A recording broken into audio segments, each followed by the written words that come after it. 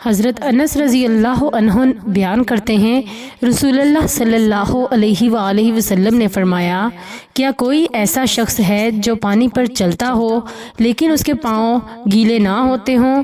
انہوں نے عرض کیا، اللہ کے رسول صلی اللہ علیہ وآلہ وسلم، نہیں۔ آپ صلی اللہ علیہ وآلہ وسلم نے فرمایا، دنیا دار شخص اسی طرح ہے، وہ گناہوں سے محفوظ نہیں رہ سکتا۔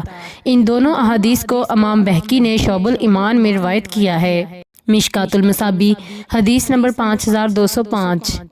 حضرت ابو امامہ رضی اللہ عنہ بیان کرتے ہیں کہ اہل صفا میں سے ایک آدمی فوت ہو گیا تو اس نے 1 دینار چھوڑا، تو رسول اللہ صلی اللہ علیہ وآلہ وسلم نے فرمایا، یہ دینار ایک داغ دینے کے باعث۔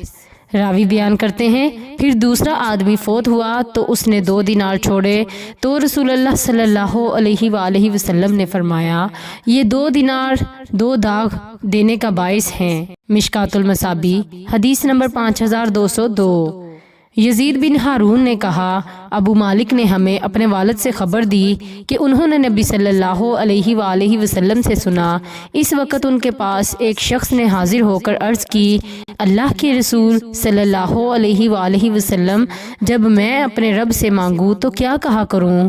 آپ صلی اللہ علیہ وآلہ وسلم نے فرمایا، تم کہو، اللہم اغفر لی وارحمنی وعافینی وارزقنی۔ ساتھ ہی آپ انگوٹھے کے ساتھ ایک ایک کر کے ساری انگلیاں بند کرتے گئے اور فرمایا، یہ کلمات تمہارے لیے تمہاری دنیا اور آخرت دونوں کو جمع کریں گے۔ صحیح مسلم حدیث نمبر 6851۔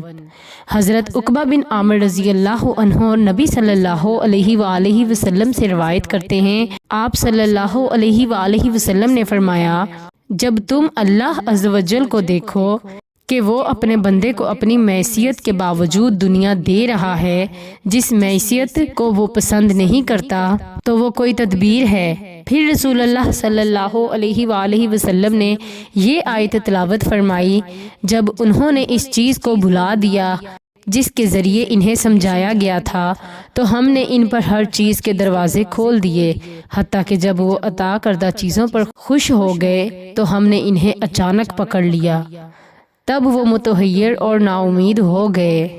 مشکوٰۃ المصابیح حدیث نمبر 5201۔ حضرت عثمان رضی اللہ عنہ بیان کرتے ہیں، رسول اللہ صلی اللہ علیہ وآلہ وسلم نے فرمایا، جب کوئی مسلمان فرض نماز کا وقت ہونے پر اس کے لیے اچھی طرح وضو کرتا ہے اور اس کے خشوع و رکوع کا اچھی طرح اہتمام کرتا ہے، تو وہ اس نماز سے پہلے کیے ہوئے گناہوں کا کفارہ بن جاتی ہے، بشرطیکہ کبیرہ گناہوں کا ارتکاب نہ ہو، اور یہ فرض نماز سے صغیرہ گناہوں کا معاف ہو جانا ہمیشہ کے لیے ہے۔